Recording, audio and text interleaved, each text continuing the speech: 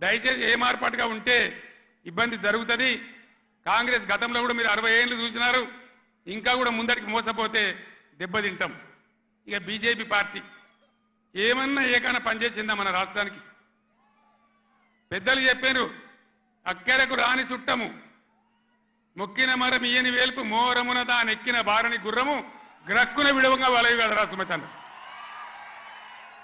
BJP అక్కరకు రాని చుట్టం. ఒక మెడికల్ కాలేజ్ ఇయ్యలే, ఒక నవోదయ కాలేజ్ ఇయ్యలే, ఒక జాతీయ ప్రాజెక్ట్ ఇయ్యలే.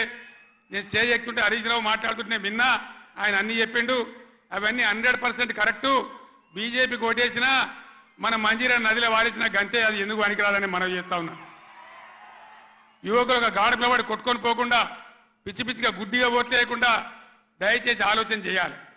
ఇవాళ తెలంగాణకు న్యాయం జరగాలంటే, తెలంగాణ హక్కులు కాపాడాలంటే, తెలంగాణ ప్రాజెక్టులు కంప్లీట్ కావాలంటే, మళ్ళా రైతాంగానికి మళ్ళా మేలు జరగాలంటే ఈ ఆగమాగం పార్టీలు కాదు. తెలంగాణ హక్కుల కోసం పేగులు దిగదా కొట్టాడే ఒకటే ఒక పార్టీ బీఆర్ఎస్ పార్టీ, గులాబీ జెండా. ఆ జెండా ఉన్న కారు గుర్తుని ఆదరించాలి. దయచేసి మీ అందరినీ నేను మళ్ళొక్కసారి కోరుతా ఉన్నా.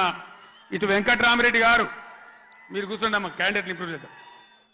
మీరు కూర్చోండి అమ్మా, మీరు కూర్చోండి బ్రదర్. వెంకట్రామరెడ్డి గారు ఒక ఐఏఎస్ అధికారి, ఈ జిల్లాకు సేవ చేసిన వాడు. ఆయనకు డబ్బులు అవసరం లేదు, సేవ చేద్దామని వచ్చినాడు. దయచేసి మెదక్ అభ్యర్థిగా వెంకట్రామరెడ్డి గారి కారు గుర్తు కొట్టేసి గెలిపించండి.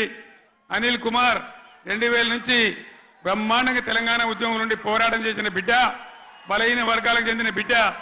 ఆయన ఇలా జైరాబాద్ పార్లమెంట్ నిలబడ్డాడు. దయచేసి అనిల్ కుమార్ గారిని జైరాబాద్ పార్లమెంట్ నుంచి గెలిపించమని మిమ్మల్ని కోరుతూ, ఆగమాగమైతే అడిబడి అయిపోతాం. ఆనాడు నేను చెప్పిన తెలంగాణ తెస్తాను మీ బిడ్డగా. నేను మళ్ళా చెప్తా ఉన్నా, మీ ఆశీర్వచనంతో గ్యారంటీగా ఈ రాష్ట్రంలో మళ్ళా బీఆర్ఎస్ గవర్నమెంట్ తెస్తా. మా రైతాంగాన్ని అంతా, అన్ని వర్గాల ప్రజలనంతా కాపాడతా. మా దళిత బిడ్డలకు మళ్ళా దళిత బంధు కూడా ఇచ్చి తీరుతా. మీ ఆశీర్వాదంతో ముందుకు సాగుతానికి మనవి చేస్తూ, ఇంత పెద్ద సంఖ్యలో ఏ సిటీ పక్కకు లేకపోతే